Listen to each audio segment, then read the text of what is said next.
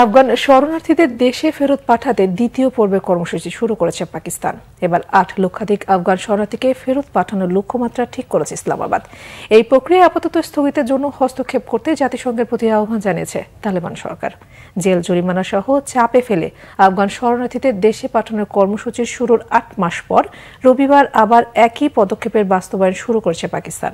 স্বেচ্ছায় পাকিস্তান না ছাড়লে বাধ্য করার হুঁশিয়ারি দিয়েছে আইনশৃঙ্খলা বাহিনী। অনুপ্রবেশকারীদের খোঁজে সীমান্ত এলাকাগুলোয় চলছে ঘরে ঘরে তল্লাশি অভিযান। গত ৩১ নভেম্বর পর্যন্ত প্রথম দফায় আফগানিস্তানে ফেরত পাঠানো হয়েছে ২,৫০,০০০-এর বেশি শরণার্থীকে, যদিও লক্ষ্যমাত্রা ছিল ৫,৪১,০০০। পাকিস্তানের সরকারি হিসাবে প্রথম দফায় প্রত্যাবাসন শুরুর আগ পর্যন্ত অনুপ্রবেশকারী আফগানদের সংখ্যা ছিল অন্তত ৪৪ লাখ। এদিকে আফগানিস্তানের সংকট নিয়ে আলোচনার জন্য কাতারের রাজধানী দোহায় রবিবার শুরু হয়েছে জাতিসংঘের ২ দিনব্যাপী বৈঠক। এই প্রথম এতে অংশ নিয়ে শরণার্থীদের সম্মানজনক প্রত্যাবাসনের সুযোগ দিতে পাকিস্তানকে চাপ দেওয়ার আহ্বান জানিয়েছে তালেবান সরকারের প্রতিনিধিরা।